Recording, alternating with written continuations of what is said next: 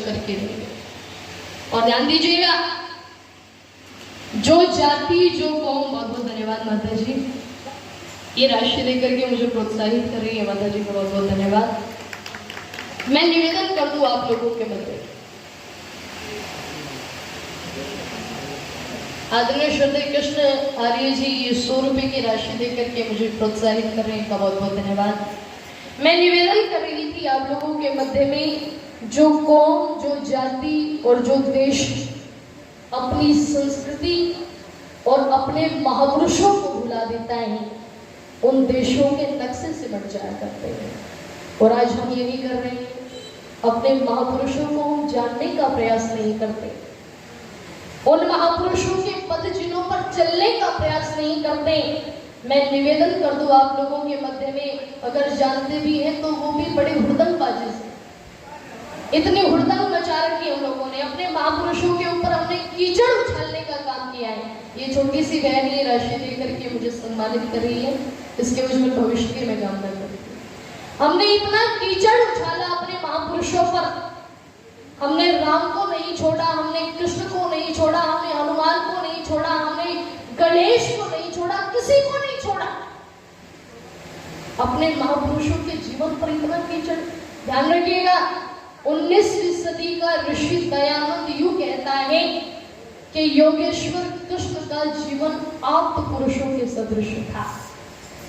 लोगों ने कहा कि स्वामी जी हम समझे नहीं। बोले जिसने जन्म से लेकर के मृत्यु पर्यंत कोई पाप ना किया हो, वो योगेश्वर कृष्ण। और याद कीजिएगा कभी उस घटना को, जब राजसूय यज्ञ चल रहा था तो उस राजसूय यज्ञ में नरेंद्र मंडल के अंदर अनेकों राजा उपस्थित थे, और सभी राजाओं के बीच में खड़े होकर के भीष्म पितामह एक बात कहते हैं कि मैंने अपने जीवन में शुरू से लेकर के अब तक अनेकों ऋषि मुनियों, अनेकों महापुरुषों का सानिध्य प्राप्त किया है, लेकिन मुझे योगेश्वर कृष्ण के सानिध्य दूसरा कोई नजर नहीं है। अच्छा कोई छोटी बात है क्या ये?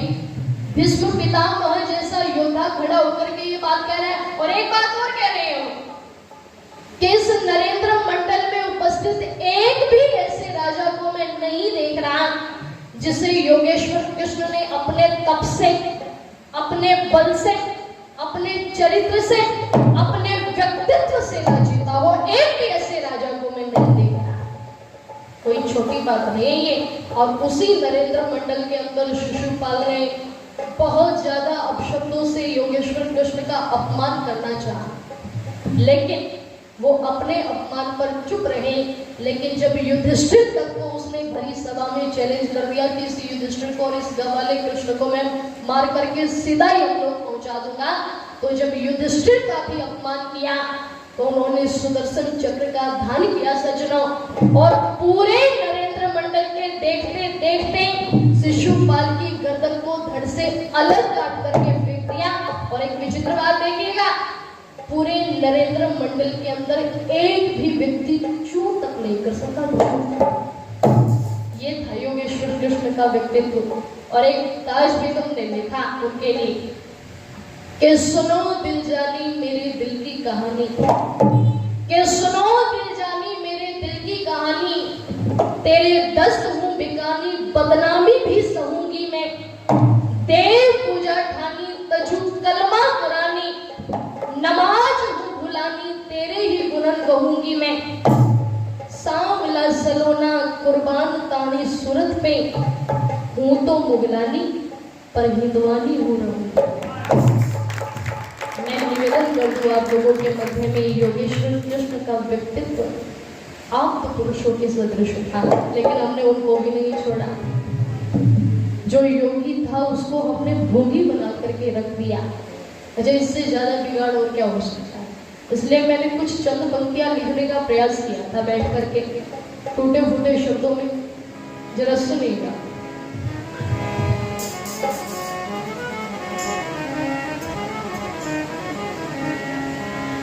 कान्हा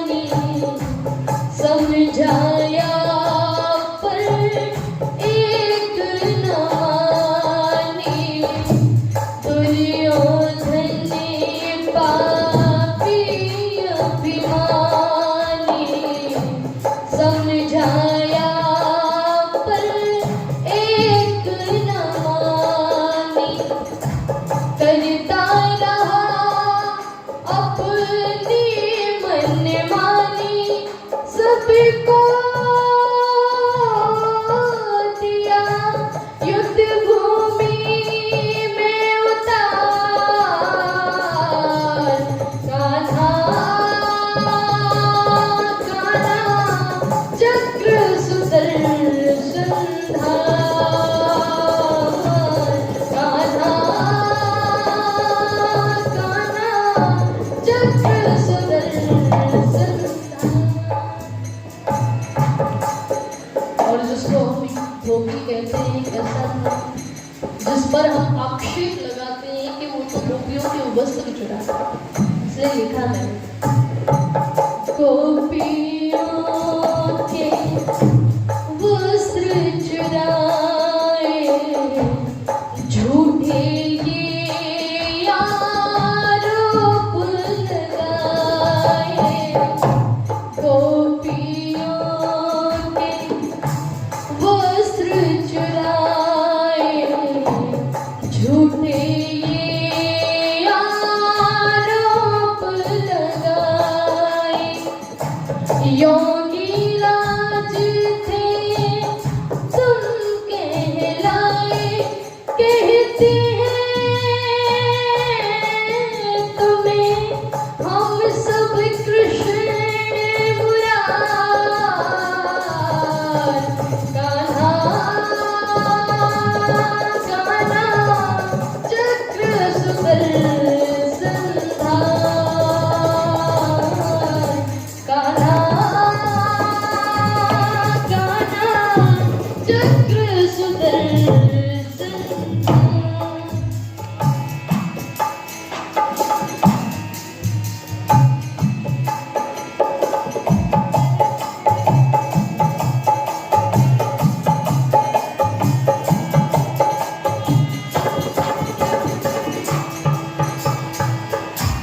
धर्म की खातिर सदैव लड़े तुम, स्वाभिमान के साथ जिए तुम। धर्म की खातिर सदैव लड़े तुम, स्वाभिमान के साथ जिए तुम। इसलिए तुम जीत गए तुम, और गए थे दुश्मन पापी हार। कान्हा कान्हा चक्र सुदर्शन धार। कान्हा कान्हा चक्र सुदर्शन धार। किया दुष्टों का संहार। कान्हा कान्हा चक्र सुदर्शन धार। गीता जाने से अमृत वाणी, अर्जुन को दे दी कल्याणी। गीता जाने से अमृत वाणी, अर्जुन को दे दी कल्याणी। तनु मोहन की है अमिट कहानी, कह दो कि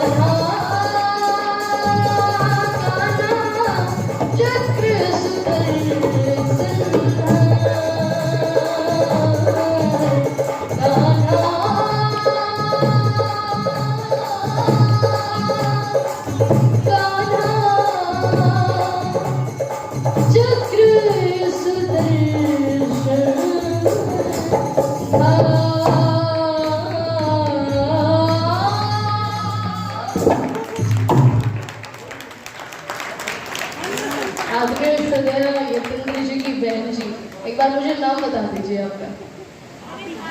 भाभी जी, मेनका जी, वाह। ये 500 रुपए की राशि देकर के मुझे सम्मानित कर रही है, बहुत बहुत धन्यवाद।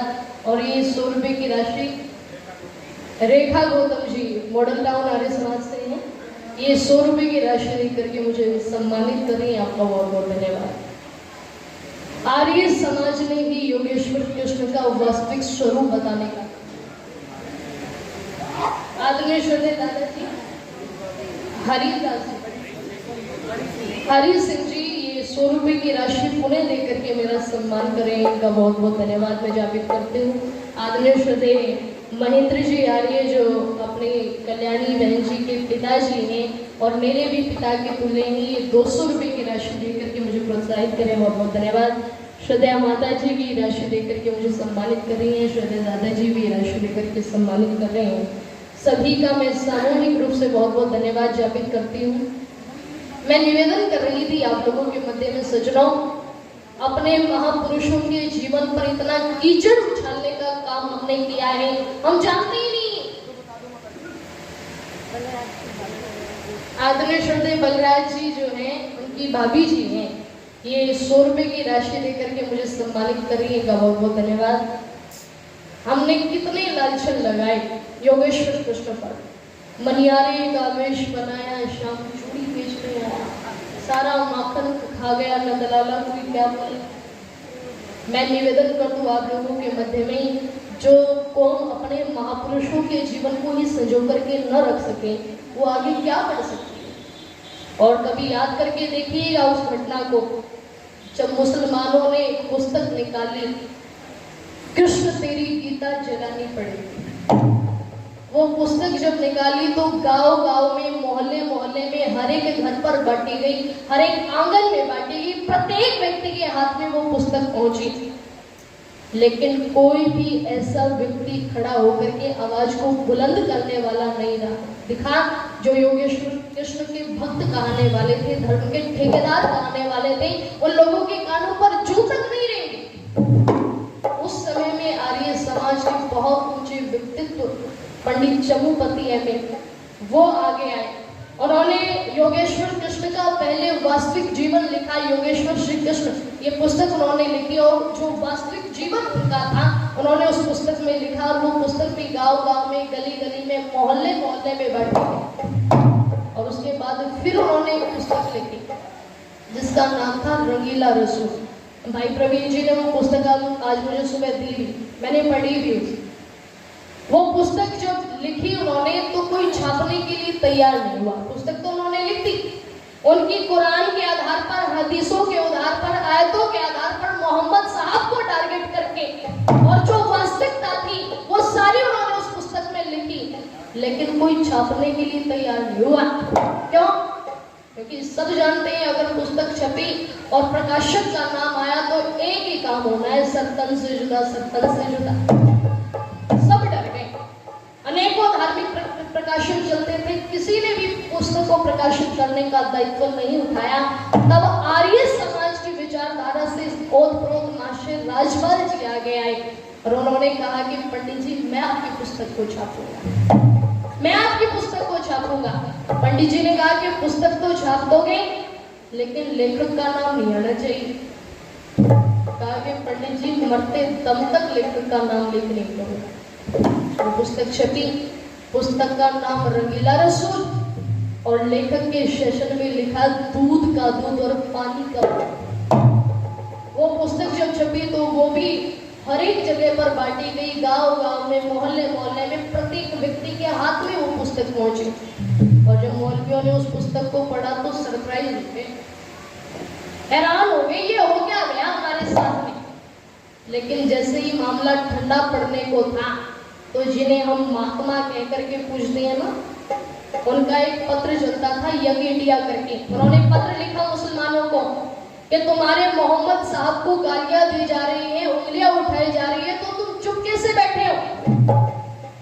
और उनके उस पत्र को पढ़ करके मुसलमानों की भीड़ उमड़ चुकी। महाशय राजपाल पर अनेकों बार घातक प्रहार किए गए और ये मामला लाहौर में सुप्रीम कोर्ट तक पहुंच गया। सज्जनों ज्यादा लंबा न करते हुए मैं कहूँ, न्यायाधीश ने एक निर्णय निकाला। 5 मुसलमानों की एक समिति बनाई गई और 5 मुसलमानों से कहा गया कि इस पुस्तक को लेकर के जाओ, इस पर जांच करो, पड़ताल करो, एक भी बात अगर इसमें झूठ हो, अप्रमाणिक हो, जिसका कोई रेफरेंस न बैठता हो, मुझे बताओ। 5 मुसलमानों की समिति बनी और 5 मुसलमान उस पुस्तक को लेकर के गए। उस पुस्तक को पढ़ा गया, जांच की गई, पड़ताल की गई और 5 मुसलमानों ने इस बात को स्वीकार किया कि इस पुस्तक में एक भी बात ऐसी नहीं है जो झूठ है, एक भी बात ऐसी नहीं है जो अप्रमाणिक है, एक भी बात ऐसी नहीं है जिसका कोई रेफरेंस न बैठता हो। उन्होंने इस बात को स्वीकार किया और मानसी राजपाल को बाइज्जत बरी भी कर दिया गया। लेकिन फिर भी महात्मा जी से रुका नहीं गया। उन्होंने फिर पत्र लिखा कि अगर इस देश की कानून व्यवस्था से तुम्हें न्याय नहीं मिल रहा तो तुम कानून को अपने हाथ में ले लो। और उस पत्र को पढ़ करके मुसलमान सड़कों पर उतर आए और लाहौर के अंदर महाशय राजपाल की चाकू घोंट तोड़ करके हत्या कर दी गई। सज्जनों, मैं निवेदन कर दूं आप लोगों के मध्य में, जो अपने आप को योगेश्वर कृष्ण के भक्त कहने वाले थे, जो अपने आप को धर्म के ठेकेदार कहने वाले थे, उन लोगों के कानों पर जू तक नहीं रहेंगी। क्यों नहीं रहेंगी? क्योंकि वो जानते नहीं थे योगेश्वर कृष्ण के जीवन का वास्तविक स्वरूप। अगर योगेश्वर कृष्ण के जीवन को किसी ने उजागर करने का काम किया है तो वो आर्य समाज ने किया है। बस चंद पंक्तियां कहकर के अपनी वाणी को मैं विरमित करूं। समय हो गया मुझे लगता है।